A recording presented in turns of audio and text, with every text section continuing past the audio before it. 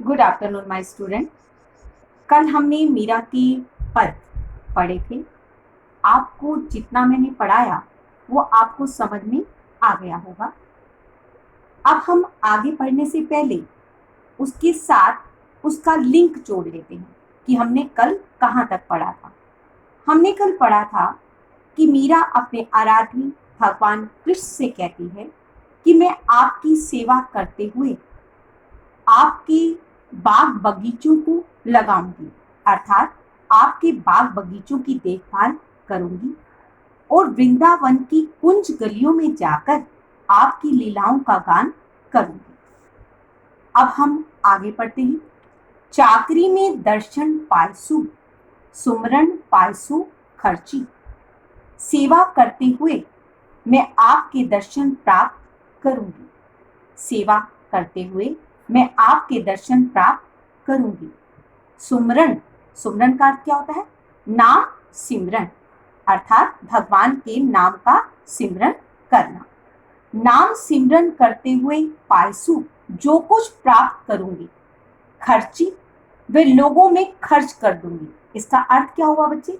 नाम सिमरन करते हुए जो ज्ञान मुझे प्राप्त होगा उसे मैं सत्संग के द्वारा लोगों में खर्च कर दूंगी, अर्थात जो ज्ञान मुझे प्राप्त होगा वो मैं सत्संग के द्वारा लोगों में वे ज्ञान बांट दूंगी। ये लाइन समझ में आई बच्चे? अब हम आगे करते हैं। भाव भक्ति जागीरी पायसु, इसे ध्यान से सुनना है बच्चे। भाव भक्ति और संपत्ति, भाव भक्ति और संपत्ति।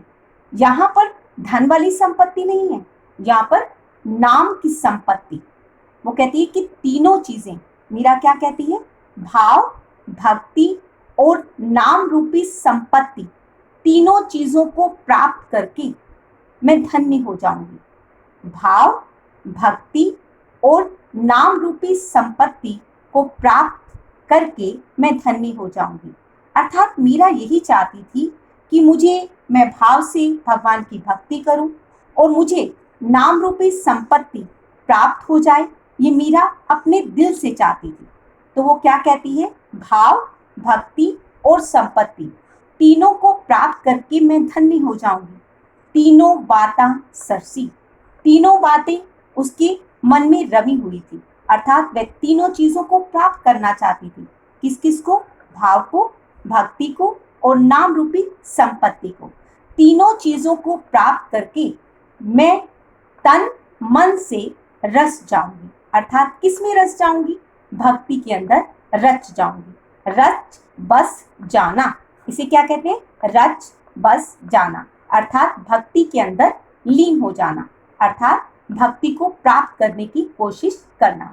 ये आध्यात्मिक भाव है बच्चे। अब आप समझेंगे कि भाव भक्ति में अलंकार कौन सा है? भा और भा, यानी कि भ शब्द की आवृत्ति कितने बार हुई? 2 बार। कौन सा अलंकार हुआ? अनुप्रास अलंकार। अब एक बार फिर करते हैं। भाव भक्ति जागीरी पायसु, तीनों बाता सरसी। भाव भक्ति और नाम रूपी संपत्ति को प्राप्त करके मैं तन मन से धन्य हो जाऊंगी, अर्थात भगवान की भक्ति को मैं प्राप्त कर लूंगी। यहां तक मेरी बात समझ में आ गई? अब हम अगला पद करते हैं। मोर मुक्कट, यहां पर मुकुट था, लेकिन ब्रज भाषा के अंदर क्या है? मुगट। मुगट का अर्थ है मुकुट। पीतांबर, पीला वस्त्र। मोर, मोर पंख। मुकुट, मुकुट। पीतांबर, पीला वस्त्र। सोहे सुंदर, गल, गले के अंदर। वैजंती माला, वैजंती माला क्या होती है? फूलों की माला।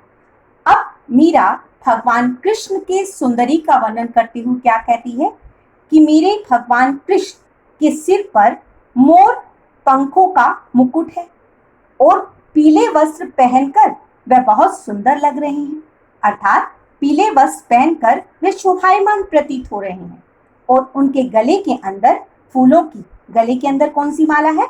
फूलों की माला पहनकर वो बहुत सुंदर लग रहे हैं, अर्थात यहाँ पर भगवान कृष्ण के सौंदर्य का वर्णन किया गया है। वृंदावन में धेनु चराए, वृंदावन के अंदर धेनु गाय, चराए, चराना। कौन चराता है? भगवान कृष्ण। वृंदावन के अंदर मेरे भगवान कृष्ण गाय को चराते हैं। मोहन मुरली वाला, लोग उसे क्या कहते हैं? मोहन मुरली वाला कहते हैं। वृंदावन में धेनु, वृंदावन में धेनु चराए।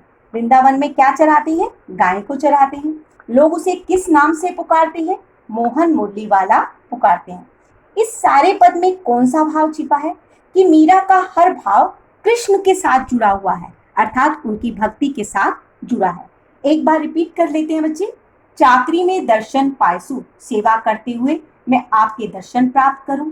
नाम सिमरन करते हुए जो कुछ मैं प्राप्त करूं वो सत्संग के द्वारा खर्च कर दूं। भाव, भक्ति और नाम रूपी संपत्ति, तीनों बातों को प्राप्त करके मेरा जीवन धन्य हो जाएगा।